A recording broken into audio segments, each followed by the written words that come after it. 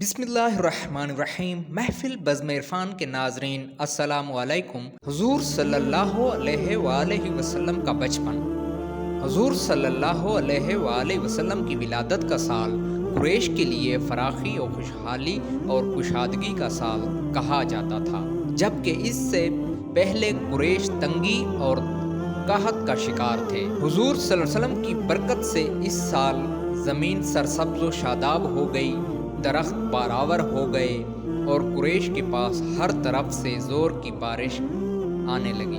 حضور صلی اللہ علیہ وآلہ وسلم کو نوزائیدہ بچے کی حالت میں دیکھنے والی خواتین مثلاً حضرت آمنہ رضی اللہ تعالیٰ عنہ اور مکہ کی دوسری خواتین فرماتی ہیں کہ حضور صلی اللہ علیہ وسلم بہت ہی خوبصورت تھے، بہت تندرست، اور اللہ پاک نے اپنے محبوب حضور صلی اللہ علیہ وسلم کو ایسی صفات سے نوازا جس کی ازل سے لے کر ابد تک کوئی مثال نہیں ملتی۔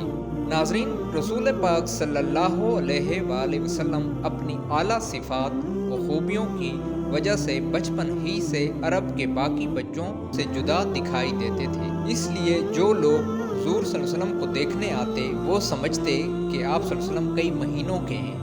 شرفائے عرب کی یہ عادت تھی کہ وہ اپنے بچوں کو دودھ پلانے کے لیے گرد و نواح کے علاقوں میں بھیجتے تھے۔ دیہات کی صاف ستھری آب و ہوا میں بچوں کی تندرستی اور جسمانی صحت بھی اچھی ہو جاتی تھی اور خالص اور فصیح عربی زبان بھی سیکھ جاتے تھے، کیونکہ شہر کی زبان باہر کے آدمیوں کے میل جول سے خالص اور فصیح و بلیغ زبان نہیں رہا کرتی تھی۔ حضرت حلیمہ رضی اللہ تعالیٰ عنہ کا فرمان ہے کہ میں بنو سعد کی عورتوں کے ساتھ دودھ پینے والے بچوں کی تلاش میں مکہ کو گئی۔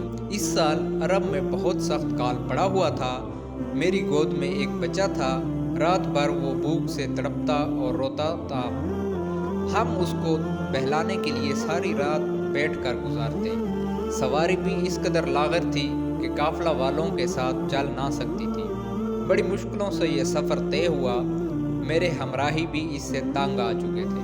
جب یہ قافلہ مکہ مکرمہ پہنچا تو جو بھی عورت حضور صلی اللہ علیہ وسلم کو دیکھتی اور یہ سنتی کہ یہ یتیم ہیں تو کوئی عورت آپ کو لینے کے لیے تیار نہیں ہوتی، کیونکہ یتیم بچے کے ہونے کی وجہ سے زیادہ انعام اور نہ ملنے کی امید تھی۔ ادھر حضرت حلیمہ رضی اللہ تعالیٰ عنہ کی قسمت کا ستارہ ثریا سے زیادہ بلند اور چاند سے زیادہ روشن تھا۔ حضرت حلیمہ رضی اللہ تعالیٰ عنہ نے اپنے شوہر حضرت حارث بن عبدالعزیٰ سے کہا کہ یہ تو اچھا معلوم نہیں ہوتا کہ میں خالی ہاتھ واپس چلی جاؤں، اس سے تو بہتر یہی ہے کہ میں اس یتیم ہی کو لے چلوں۔ اس کے شوہر نے اجازت دے دی۔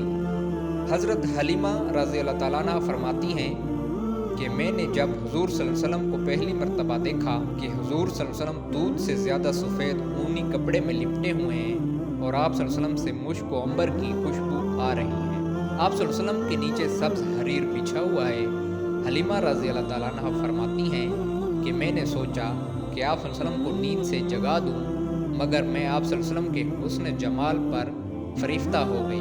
پھر میں نے آہستہ سے قریب ہو کر اپنا ہاتھ حضور صلی اللہ علیہ وسلم کے سینہ مبارک پر رکھا تو آپ صلی اللہ علیہ وسلم نے مسکرا کر اپنی آنکھ مبارک کھول کر میری طرف نظر کرم فرمائی تو آپ صلی اللہ علیہ وسلم کی آنکھ مبارک سے ایک نور نکلا جو آسمان تک گیا۔ میں نے آپ صلی اللہ علیہ وسلم کی پیشانی پر بوسہ دیا اور اپنی گود میں اٹھا لیا۔ حضرت حلیمہ رضی اللہ تعالیٰ عنہ اس در یتیم کو لے کر آئیں جس سے صرف حضرت حلیمہ رضی اللہ تعالیٰ عنہ اور حضرت آمنہ رضی اللہ تعالیٰ عنہ ہی کے گھر میں نہیں بلکہ کائنات عالم کے مشرق و مغرب میں اجالا ہونے والا تھا۔